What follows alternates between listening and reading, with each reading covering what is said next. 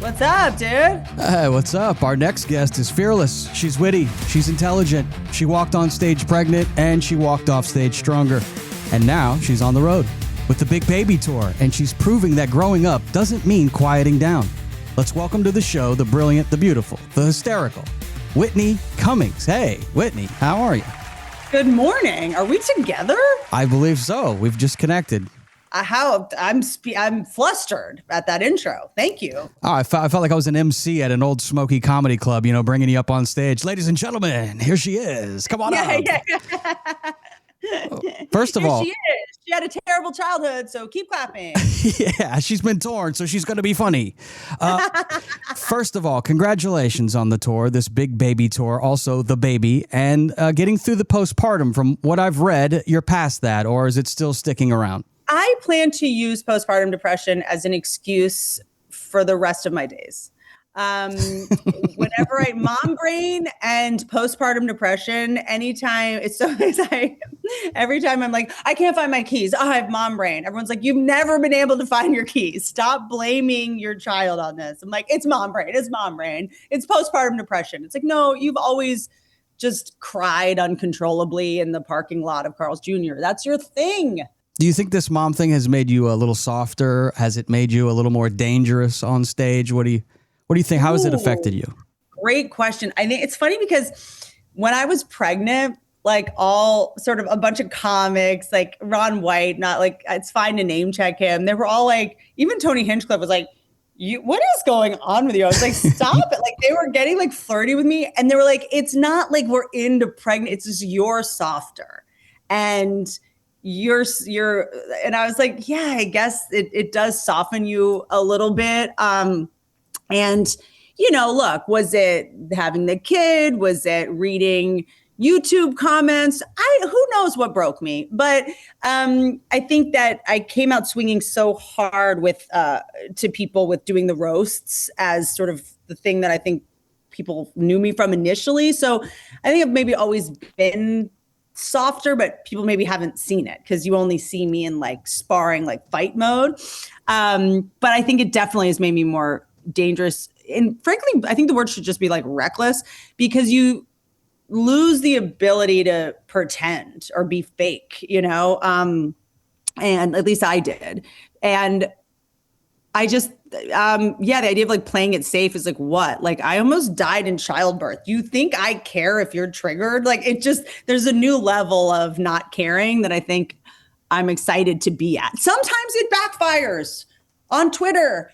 But you know, I'd rather make a mistake every now and then and go right up to the line and maybe just cross it. That's our job, you know, as comics. It's not to be like universally beloved by everyone and to never, miss.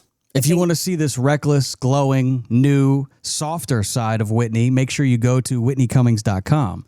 She's currently on the road on this Big Baby Tour, and she's got fans from all walks of life. Some you expect, some you absolutely don't. When you found out that one of your boldest bits was being quoted in federal documents, did you think, well, that's a new demo? I mean, your squirting bit made the Epstein files. That's amazing. Did you hear about this? I heard about this, and I'm assuming it's true. Like, I think that they were brilliant in the timing of when they dropped the Epstein files, because it's like, why are they waiting? What's the wait? What's the holdup? What's the holdup? And I was like, oh, they were going to wait till we all had broken our brains to the point of thinking everything might be fake with AI. Like, as soon as the files drop, we're like, but is this real? Is this real? Is that true? You know?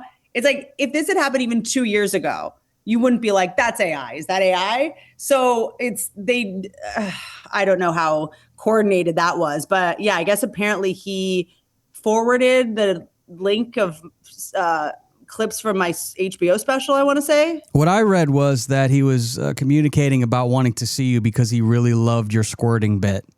So you must have, you must have turned him on at some point with that squirting bit. I hate it.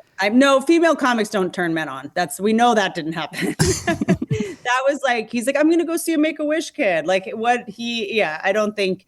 At least you're cleared. By the way, we want to clear Whitney's good name. She had, no relations with Epstein. He just, one of her bits, made him laugh. That's all.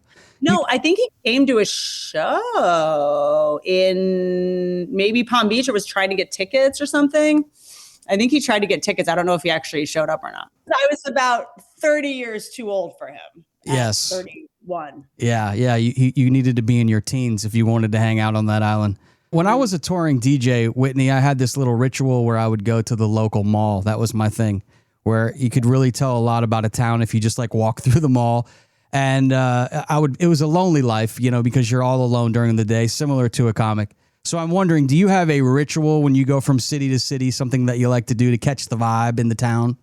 It's a perfect question and genius segue, because I posted this video on TikTok the other day about, so Epstein, since you brought up, he was partners with this guy, Les Wexner, who is viral right now for his testimony. But he owned Victoria's Secret, Bath and Body Works, Limited, and Abercrombie. The mall. Yeah, that is the mall. The mall. So what you were doing, I was also doing, and it was like, that was mall culture. And now we're seeing like, hold on, all of the stores that I was in as a teenager, every pair of underwear I bought, every perfume I bought, I remember going into Abercrombie and Fitch and being like, these aren't shorts. This is denim underwear. There's no one can, what is this? Like, this is like Oshkosh Bagosh denim, and you look back and you're like, all those days of being at the mall are like just ruined. It was like, the first time I saw a dildo was at Spencer's. I mean, come on, these kids. That actually is so true. Dude, going to Spencer's as a kid and you're like, I want to get those glasses with the mustache. And you're like, is that a cock ring? Like, it was so crazy. It was all just like pasta that was the shape of dick and balls. You're like, what is this store? But yeah, I'll walk around the mall. I will try to go to I'm kind of a dork tourist. Like, I'll go to the local museum or the local store so that I can either make fun of it or talk about it or whatever on stage that night. But nothing really gives you a more sort of comprehensive taste of the town than the airport. I think once I land, I won't just go straight in the car. I'll be like, let me just hang out here for a little bit and see what I'm dealing with. And that usually tells me everything I need to know based on the line at Cinnabon.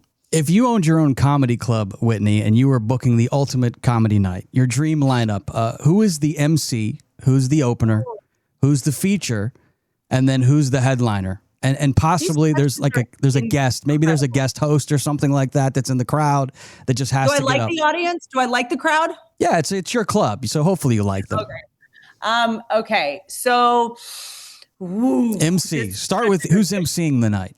These are people that wouldn't normally MC because they're headliners, but I'm going to cast it funny. Mark Maron will have to MC. He's not an MC, but he is so funny at pretending he likes a comic he's about to introduce, or what he says after a comic brings him on. He can't help himself. So there would be nothing funnier to me. Like, one time he went on stage at the Comedy Store after Jeremy Piven, because Jeremy Piven is like doing stand-up, and he goes, "Keep it going for the actor." He forgot his name? No, just like the actor. Like he just can't help himself. And so I think everyone would really enjoy his intros for people and his commentary after. Let's see. David Tell, I think I would put up maybe later. Maybe at the end, like he's a headliner. He's the headliner for sure. But the later Dave goes on, sometimes just like the better. And he'll sometimes make fun of the comics before. So he should have to sit through everyone. But yeah, he would definitely go the latest. He's so good with just like drunk people just asleep in the audience and stuff. Bill Burr would have to be in there. Bobby Lee would have to be in there somewhere. Rachel Feinstein lives in New York. She's brilliant. Her husband's a firefighter. She kills me. My gosh. It'd be that's a hell of a lineup right there. That's a full night. You know Steph Tolev? Steph Tolev is ridiculous. She's so funny. But Robbie Hoffman. I'm trying to like. You don't want to forget anyone, but that's enough. That's a hell of a lineup. Different types of people. That would be a sold out show. 2 drink minimum. What a hell of a show. I'm missing so many people, but Nick Swartzen has to be in there somewhere too. I want to go to this comedy club. You should open up your own club one of these days, because I think you'd be a great booker. Yeah. Why did you just give me a demotion? You know what you should do? You should work at a comedy store. Yeah. I think that I think the funniest comics, and love comedy. There's a lot of comics who like get successful and they get everything and then they stop being funny. And you're like, how come what happened? They're not hanging out with comics. Like comics keep comics funny like getting in the green room and having people like come at you and spar at you and, going to see comedy and see what other people are doing and just going like, oh, I gotta like step it up, or like, there's a healthy competition that we have. That's like, this person killed, like I have to go after them. I have to kill even harder. I think that like you got to stay in the clubs. You got to stay performing for fans that aren't necessarily your fans, that came to see someone else, and you're in between them and the person they came to see. Like those are the people you have to win over. Like that's what keeps comics funny.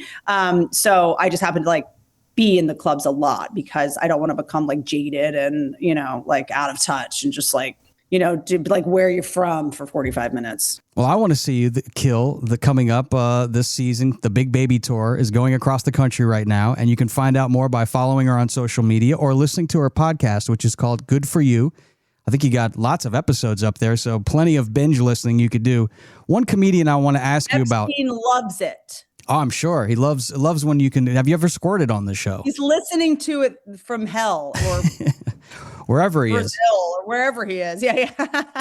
There's one comedian I would like to ask you about, because I read that you were a producer or a writer on the show, The Return of Roseanne. How did that gig? I'm gonna start taking a drink because you asked me to buy time. Yeah, go ahead, buy some time. You were gonna write for the like reboot of the Roseanne show. I did write for the reboot. How was that interaction? How did that go? Roseanne is brilliant, and I grew up idolizing Roseanne. And the show is why I wanted to get into sitcoms. The show was the first place I saw what my house looked like. No shade. It was like the Cosby Show, rest in peace, but like they were rich and they were doctors and it's fancy. Like I didn't relate to it. I thought it was funny. Sitcoms were always like, everyone was just rich. There was no talk about money or anything. And Roseanne, like they were fighting, they were kind of roasting each other. I'm like, that's how we talk to each other. That's what my couch looks like. This is, that's what my kitchen looks like. That's what we can't pay the grocery bill. Like, so I can't overstate how important that show was to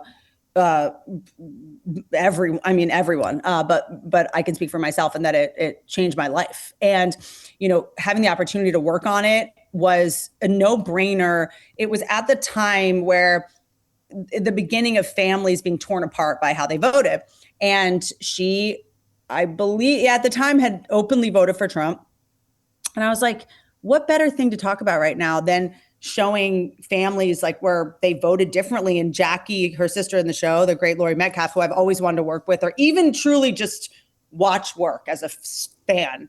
I wanted to learn from her and John Goodman. And I was like, if we can have Roseanne in the show vote for Trump and Jackie vote for someone else and watch what's happening in a lot of these, like in real time, like I can't think of a more relevant thing to be a part of right now. And so it was a no-brainer. People were mad at me, like they as if I dragged her to the voting booth and made her vote for him. Like it was kind of very upsetting to a lot of people that this happened, but I think that's what it was about. That was the idea, is to go head on at this. And she's brilliant. And in terms of her private life and, her tweets and the way that she chooses to engage with her audience is like her business, and, I think that comics like are often, there are people that say what they think, like it or hate it, agree with it or not. If what you're doing is true to you, it is what it is. And I think everyone deserves to exist, and everybody deserves to have their opinion, and everyone deserves to be pissed off if they're pissed off. And to me, when someone, I get as soon as someone gets called crazy, I get interested in what they're saying. Cause I'm like, is this person crazy, or do they just know something before everyone else knows it? So I'm not scared of that. I grew up with a crazy woman that raised me. I sort of like, I aspire to be a crazy woman. And maybe I already am one, but I would rather, that's a space that I like to be in. It's dangerous. I don't necessarily, even when we were making the show, I didn't agree with everything, Roseanne said or did, but I'm not God. And, I'm not the judge, jury, and the executioner, and it's interesting because when people want to take like a moral stance of like, I can't believe you worked with Roseanne, I'm like, you're posting this comment from a platform that we're going to look back in 20 years and be like, remember when we were all on Facebook and now this person that started it's in jail? I mean, everything has, how deep do you want to go in this morality thing? You're posting this from a phone that the cobalt in it was mined in the Congo by children. Like, how far do you want to go on this, in terms of morality police, but I have thick skin. I don't think that working with someone or supporting someone creatively means you agree with everything they've ever said. And I'm attracted to people that kick up stuff. We're all imperfect at the end of the day, Whitney. I could sit here and talk to you all day, but I know you got a baby to take care of, and you've got to get ready for this big tour that you're out on. She's built sitcoms, she's built specials, she's on tour, and then now she's built this perfect big baby. The Big Baby Tour. It's out there right now, and if you want to see it, you can see her turn real life into a masterclass.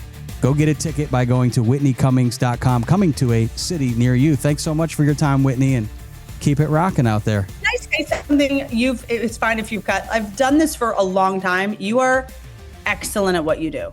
Oh, thank you, Whitney. I appreciate that. Truly like a pleasure. Well, I hope we could do it again. That would be great. You are a pleasure. All right, Whitney, peace out. I could talk to you all day, but we'll catch up later. I know you got to go. Thank you, sir. Thank you. All right, thank you. See ya.